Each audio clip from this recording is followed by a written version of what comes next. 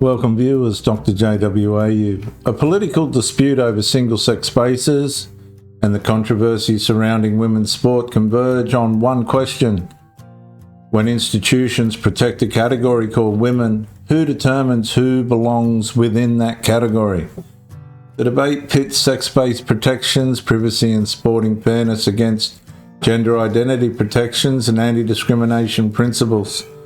The source materials presents this conflict through Samantha Niblett's defense of trans rights and opposing arguments that protecting transgender people should not remove sex-based boundaries.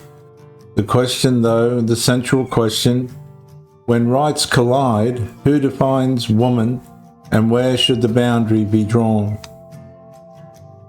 Now talk about, well, the new legislation that has come in, which is finally supposed to settle the debate of who gets to use whose toilets and whose changing rooms. We do, of course, have, well, Labour MPs who are mourning the fact that all of a sudden now young girls and women shouldn't be protected from men who want to shove on a frock and just appear. No. In fact, there's a particular MP, Samantha Niblett, who's put this wailing, mournful, awful video on social media from a Mediterranean holiday sun lounger, saying how unbelievably ashamed she is on the new rules of single-sex spaces. It's almost as good as our day. Let's have a watch. Just can't help but think we're living through this moment in history where people will look back and realise how rubbish politicians were. How bad we were sticking up for a minority group, because we're talking about less than 0.5% of the population in the UK here. And I'm so ashamed. I'm so unbelievably ashamed. And I promise you, I will continue to use my platform as an MP to fight for the rights of trans people, because don't kid yourself, ladies. They're coming for you after they come for the rest of the LGBT community. They're coming for you. They're coming for us. Stop pretending this is about protecting women's rights. It's nothing of the sort. Well, I agree with one thing. The trans community are coming for women. That is abundantly clear, my friend. Oh, my God. Emma Trimble, Senior Fellow at the New Culture Forum. What is she?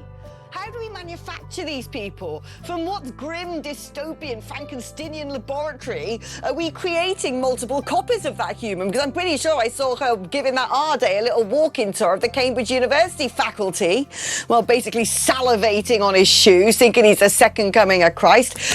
I just don't understand how women like that get so bound up in their own sense of virtue, get so brainwashed into the Be Kind movement that they are so unaware that they sit there on a lounger with their sunglasses on, 1 minute talking about the summer of sex, the next minute going, I'm so ashamed. I can't believe that men with extreme fetishes and autogynephilia who really get off on listening to little girls have wees are not going to be able to do that the other side of a cubicle wall anymore. Boo-hoo.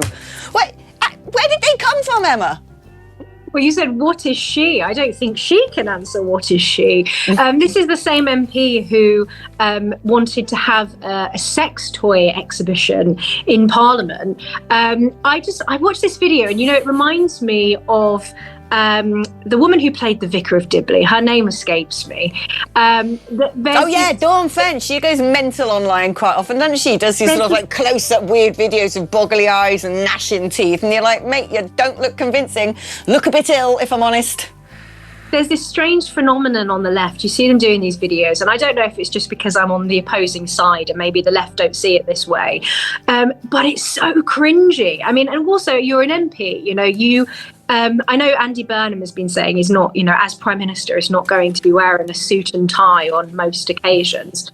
But to lay there on a sun lounger in your bikini doing a video like this, I just find it very unprofessional. You're an MP, whether you're on holiday or not, you're representing your constituents, you're representing the country also on an international stage. If you're posting this kind of thing online, the whole thing is frankly cringy and I think a bit strange. And to suggest, that this is about protecting women and they're going to come for you later. They're going to come for our rights. This is a mistake, and I think intentionally, that very often you see rhetorically on the left, that those who are arguing in favour of, quote, trans rights, against sex-based rights, and for men being able to enter women's spaces, try to make this an argument about, or they strawman our side by saying that we are saying that trans people are dangerous to women. No, the point is, if you allow biological men into women's spaces, that poses a danger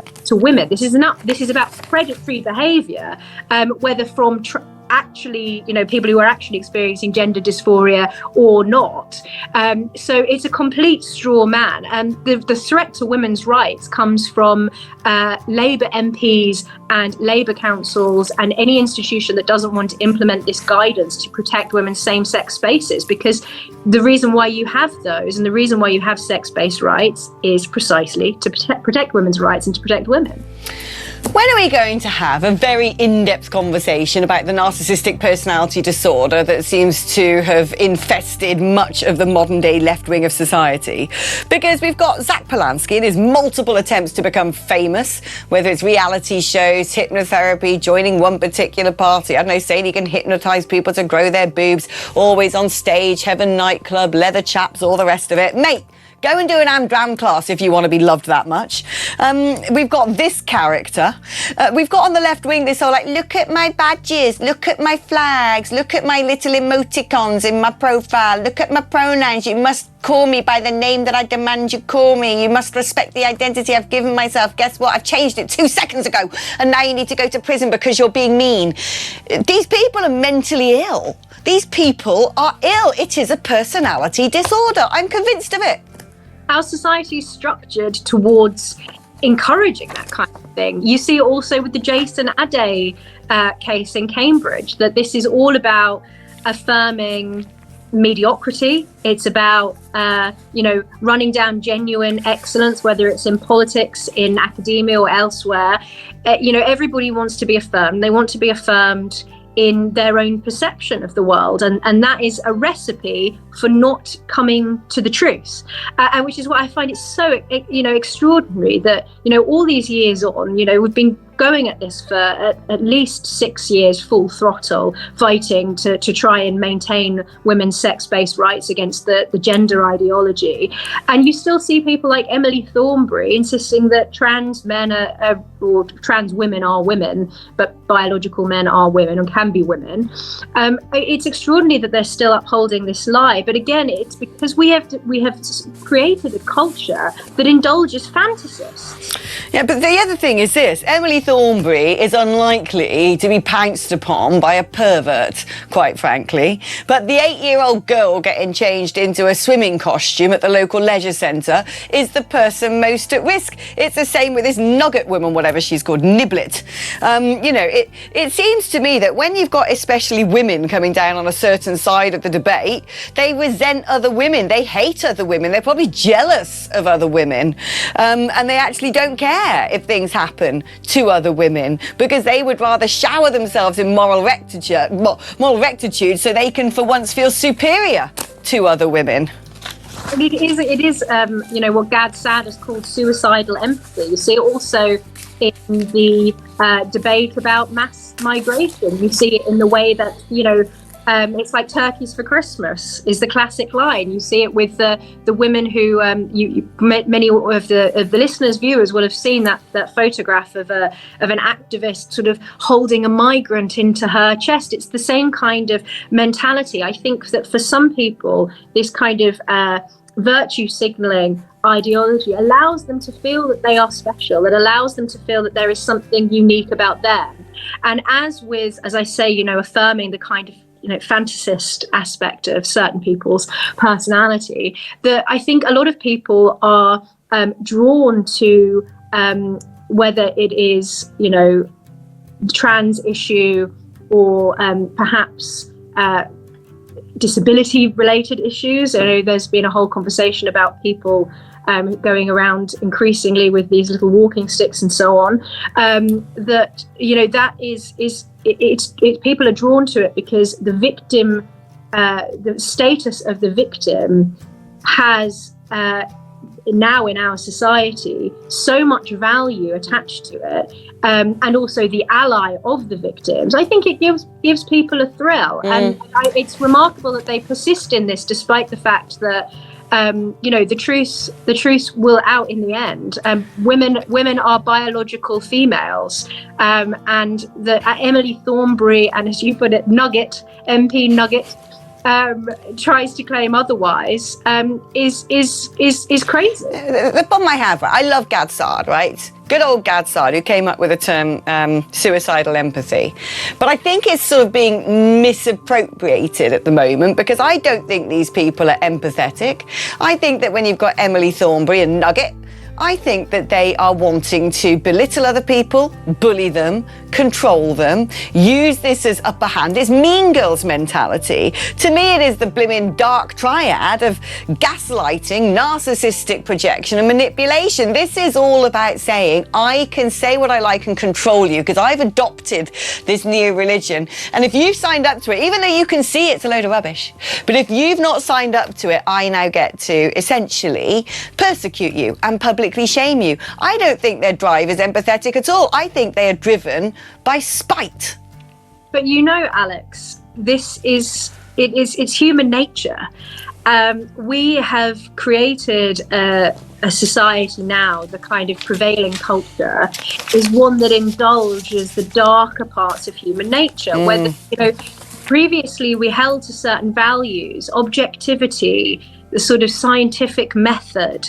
We had certain procedures in place in order to ascertain the truth. We had equality before the law, and all of these things that came from a Christian culture, from a Christian milieu, that allowed for us to build up the better parts of our nature.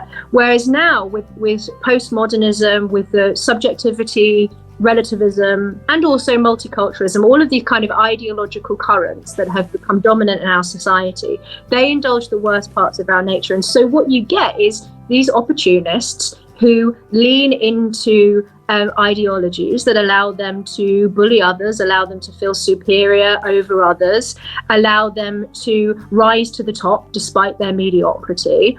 And in some cases, and it's a very interesting psychological phenomenon, you see it with people who hate the West, who hate their own country, but you see it also among women who appear to hate their own sex, who are standing up for things that are to their detriment. Now, of course, Nugget, as you called her, she obviously thinks, and I'm sure she sincerely thinks, that she is standing up for women's rights. That this is the dark, evil right wing are going to come for women's rights after they're done with LGBTQ++ rights.